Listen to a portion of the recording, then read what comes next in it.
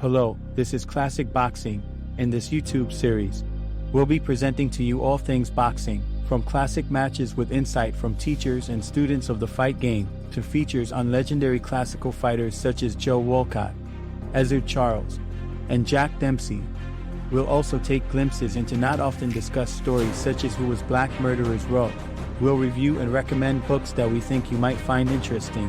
We hope you enjoy what we have in store. Let's jump right into it and learn more about the fantastic Willie Pep, or as they call him, the Willow the Wisp.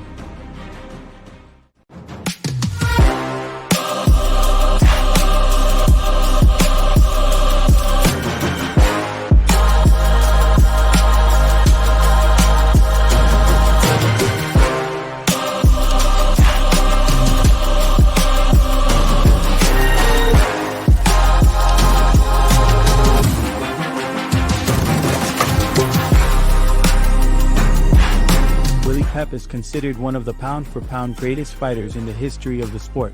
He was a featherweight and stood at just 5'5", but is regarded as one of the great ring generals in history. The legendary Ring magazine hailed him as the greatest defensive fighter of all time.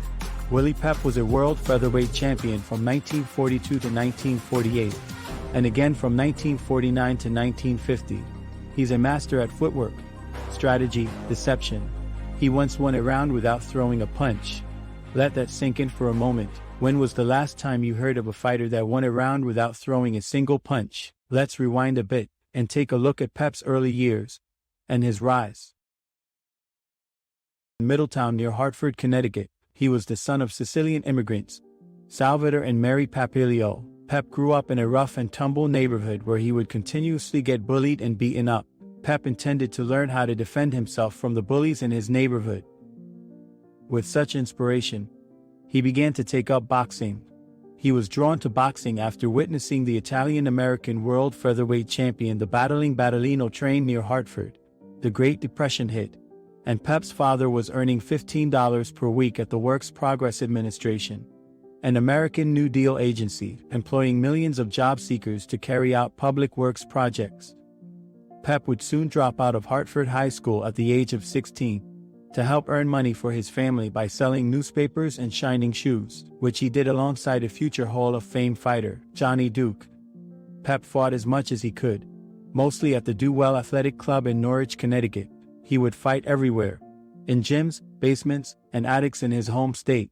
In 1938, he won the Connecticut Amateur Flyweight Championship, and then in the following year, he would go on to win the Connecticut Amateur Bantamweight Championship. At the age of 19, Willie Pep became professional.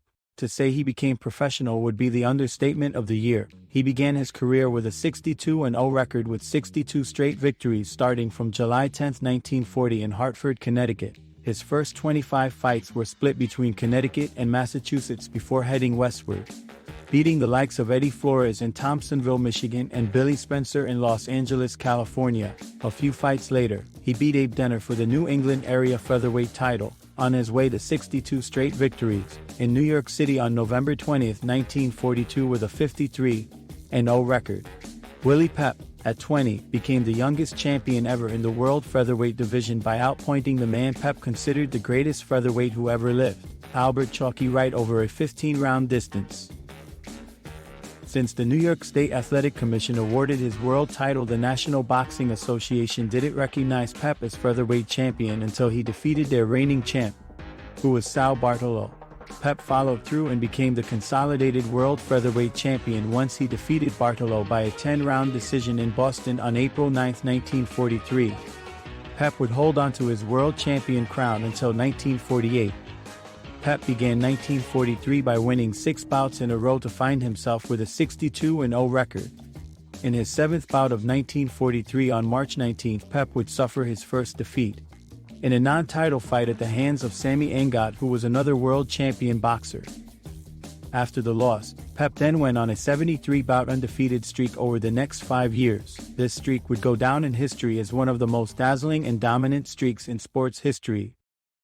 During his prime boxing years, Pep joined the American war effort in World War II, serving in the Navy in 1943. He was discharged with honors in the spring of 1944 before also serving in the United States Army in 1945. During his service years, Pep would continue his undefeated streak by defeating Wright once again in 15 rounds on September 29, 1944 in New York City.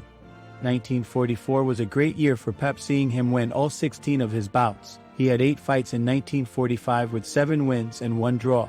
In 1946, Pep went 18-0, which included a 12-round knockout of Bartolo and a 3-round knockout of Wright. He had 6 straight knockout wins during the year, and he bedazzled his boxing fans with his showmanship and ring antics. In one legendary and contested performance in Minneapolis on the 25th of July 1946 against Jackie Graves, Pep made a bet that he could win a round without throwing a single punch. Putting on a rare display of ring generalship, Pep kept Graves on his heels, dipping, dodging, and parrying, dancing, spinning, and feinting on his way to winning the round. It seemed nothing could stop the young dynamo, nicknamed the Will-O'-the-Wisp. At this point, he had a record of 109 wins, 1 loss, and 1 draw. But his fortunes made a turn for the worse, almost costing him his life to start 1947. On January 5, 1947, Pep had chartered a plane from Miami to his home in Hartford, Connecticut to prepare for an upcoming fight. The plane pushed its way through a snowstorm and crashed in the woods near Millville, New Jersey, and was torn apart. 3 people died, and 18 were injured. Pep was among the injured. He broke his left leg and 2 vertebrae in his back. I woke up on my stomach. People were moaning and groaning. The plane was ripped to shreds. My back was killing me. The searing back pain he felt was no doubt from his 2 broken vertebrae, to add to the compound fracture in this left leg. He also had severe chest injuries. He spent 5 months in a leg and a body cast. Doctors told him that they didn't think he'd walk again. Once his body cast was removed in May, Pep decided to pursue boxing again, to the chagrin of his doctors. He resumed training in 6 months after his accident, and was back in the ring. What is not often talked about is that he won the first 7 fights of his comeback in a span of only 66 days. Despite being back in the ring and winning matches, many boxing analysts felt that he had lost something as a fighter. He struggled against Archie Wilmer despite winning a majority decision, and had a hard time with Pedro Biesa, who floored him in the 4th round. Despite that, let's look at the big picture. Pep won his first 26 fights after the plane crash. That means that his second unbeaten streak lasted 73 fights altogether. His first streak was 62 fights. Pep continued to successfully defend his world title 10 more times in 1947, again going undefeated. Pep not only resumed his career as a world-class fighter, but cemented his place in the pantheon of legendary boxers. All this before meeting his greatest opponent in the ring in what would become one of the greatest rivalries in boxing history.